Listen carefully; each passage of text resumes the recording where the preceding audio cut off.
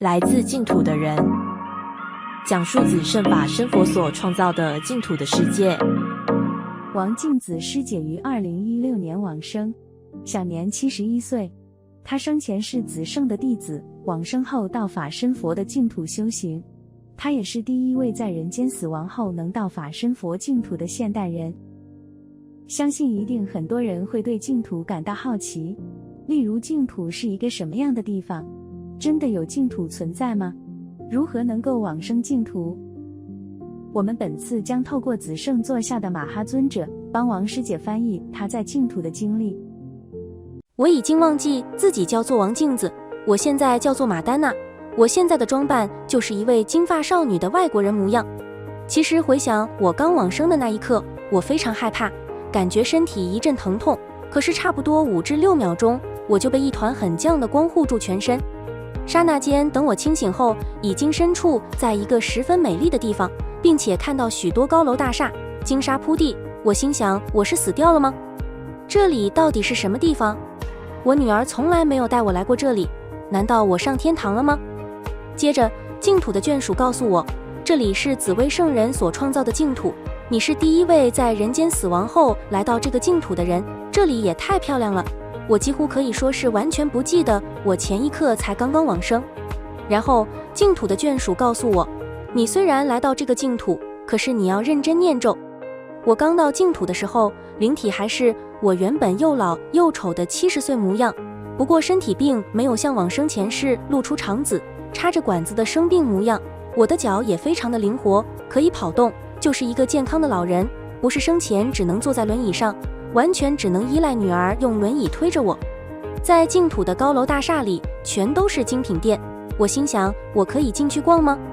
眷属说可以进去逛，而逛着逛着我也想买东西，但身上没有钱。眷属告诉我，我只要开始念咒，自动就会在这个净土转换成所谓的币值，可以换购物品。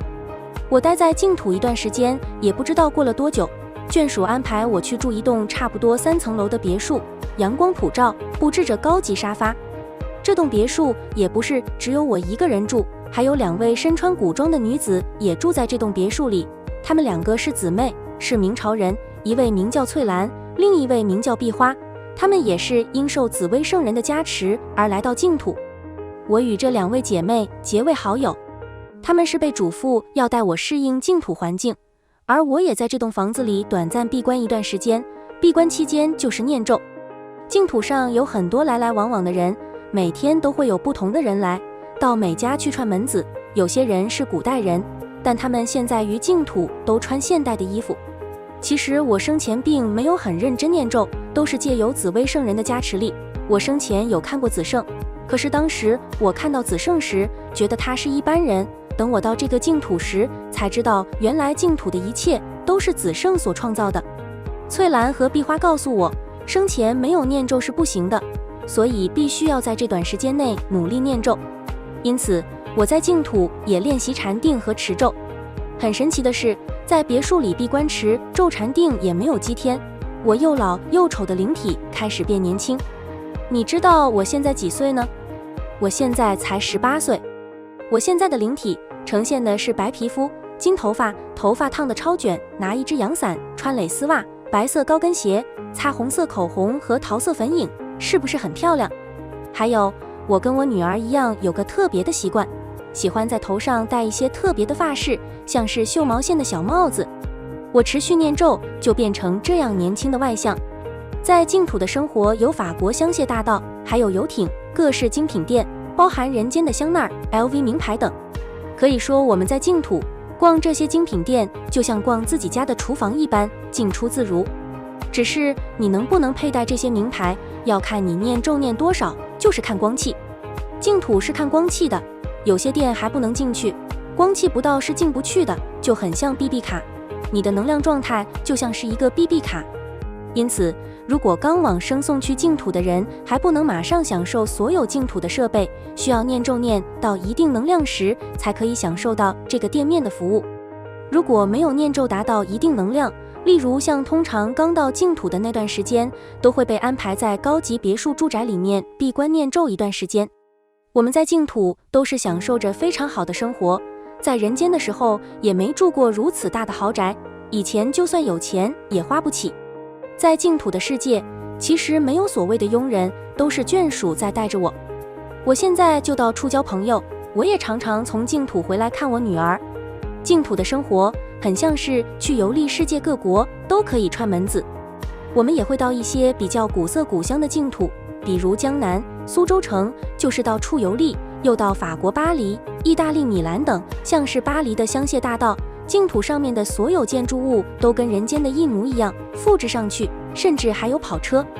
不过我不喜欢坐跑车，我喜欢坐游艇，因为我生前没有坐过海上游艇，我的游艇还不是小艘的，是大艘的，是几千万的那种豪华游轮，上面有游泳池，载了很多的人。我们很多同门的往生亲人都在这里，来到净土后就会知道，这个是哪个同门的妈妈，或是哪个同门的亲人，大家会比谁的光气强，谁比较年轻。我们等同是在净土上游历世界各国，因为子圣创造净土，将世界各国的所有漂亮的景点、饭店等全部都复制到净土。各国料理都可以吃，再也不用吃自己煮的了。我生前都吃得很节省，没想到死亡之后到净土，吃遍各种山珍海味。子圣所划线的净土是很实体的，例如我们在净土享用的美食是可以吃得出食物的口感，例如酸甜苦辣，好吃的感觉，并不是大家误以为是吸食物的能量。大家的样貌也会依循住自己念咒，禅定的功夫会决定你最后想停留在几岁。我现在是马丹娜的造型，但我也曾经是黑美人，我现在讲话还有点外国人的腔调。我们的造型与外表想怎么变化就怎么变化，所以我们在净土过得很开心。可是常常又听到马哈尊者说，我人间的女儿不精进，于是就会常常从净土下来看一下我女儿，要督促她精进。在净土上，大家也会互相讨论阳上的后代子孙做了哪些事，其实大家都不怎么想承认，因为在人间的阳上后代子孙普遍都不是精进于修行，认真做菩提事业。我们想说，那也是这一世与这些阳上的因缘，也是一种冤亲债主的关系。所以我们在净土要念咒，跟你们这些阳上的人解冤谢仇。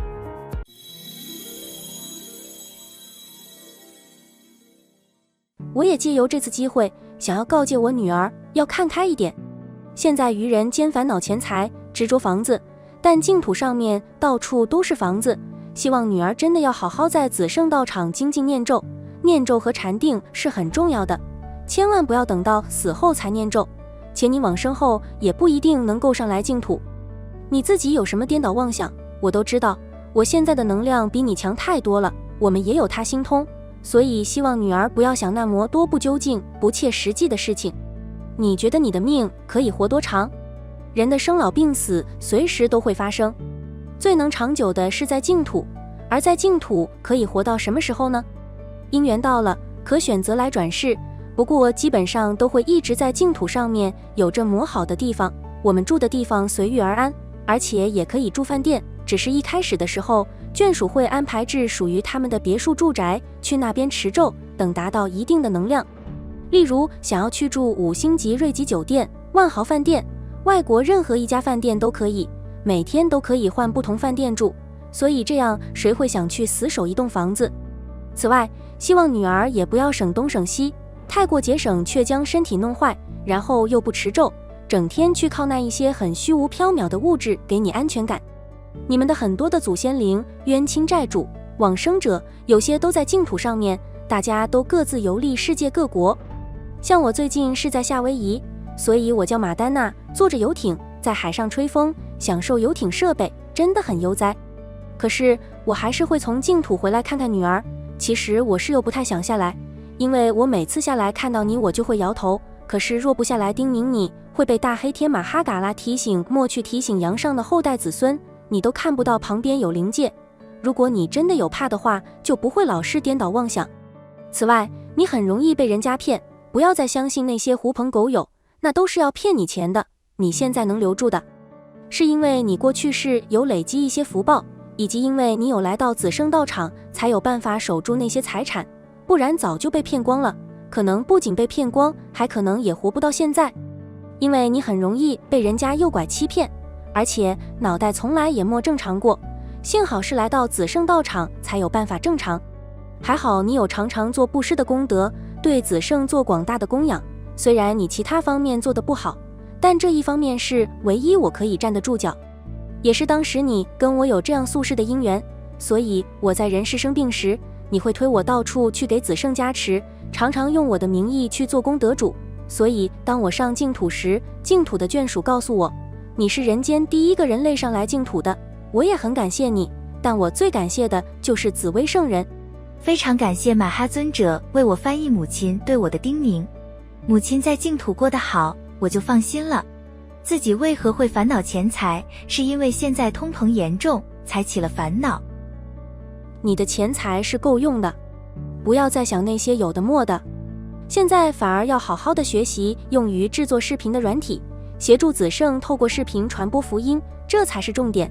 做这些可是会消业障与累积功德的，这样你的脑袋就会清醒一点。你不要再想要投资什么，基本上都是赔钱居多。若让你多赚钱，你只会越来越贪心。你现在有多少就是多少，而且你所剩的寿命也没有多长，哪怕20-30年，那也很短。而且你身体早就已经坏光光，所以即使你有钱也没这命花，所以你要知足。了解，谢谢。你反而要好好学会现在圣人所交代的事情，将它学专精一个就可以。可是我智慧不开啊。不是智慧不开，是你不想做，整天在想着你的房子，想着你的钱投资不会成功。我说冤亲债主找你算账，我可没办法。可是我觉得我真的不够聪明，因为其实我觉得在摸索那些东西时会有瓶颈。你在摸索投资的时候，怎么没瓶颈就投下去了？你投资钱的时候，怎么莫说我有瓶颈，还是保守一点，不要投资。问也莫问，就直接投下去了。朋友叫你买什么，讲讲就说好，那我来买这个。有没有这样？有，花很多钱。我的意思就是叫你不要每天都在想这些投资以及乱买东西，那些食品乱吃一通，身体已经坏掉，不适合这样乱吃。好，现在了解了。你不过是我的一个债主而已，我看得很开。对，我也看得很开。你并没有看很开。你幸福就好了，真的。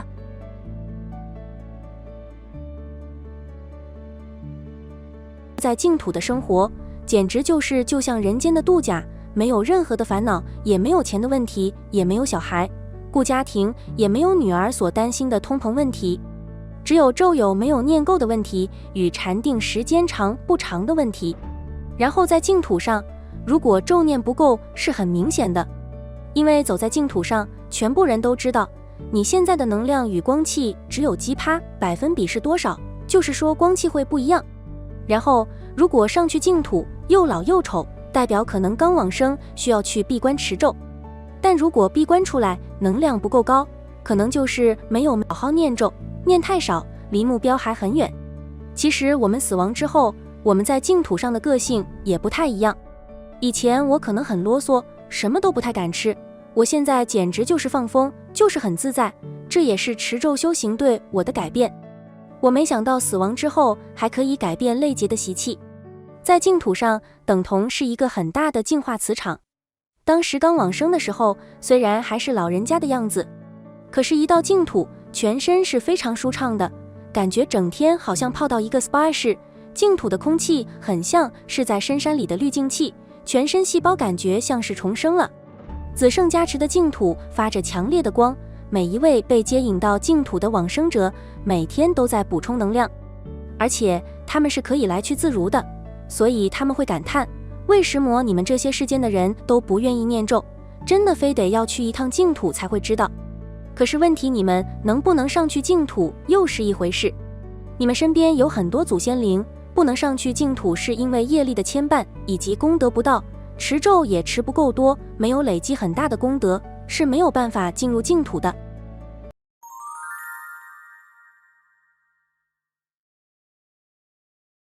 我生前身体不好，年老是被疾病折磨，很虚弱，坐轮椅，常处于昏睡状态。没想到往生以后可以被接引到子圣净土，却是重生的开始，整个灵体脱胎换骨，外貌可以变换成自己想要的模样。活着的时候很少有享用美食、吃大餐的机会，死后却可以享受净土美食。活着的时候没有钱出国旅游，但来到这净土后可以四处去玩。在净土的世界，大家不是在比有没有钱、出身高低、学历高低，而是在比有没有福报，生前有没有做功德度众生。人类有生老病死求不得的苦，就像女儿担心没钱，害怕通货膨胀，但生命有终了的那一刻，在人世间最大的福报就是遇到子圣，只要找到子圣，这些苦终究可以解脱，与大家共勉之。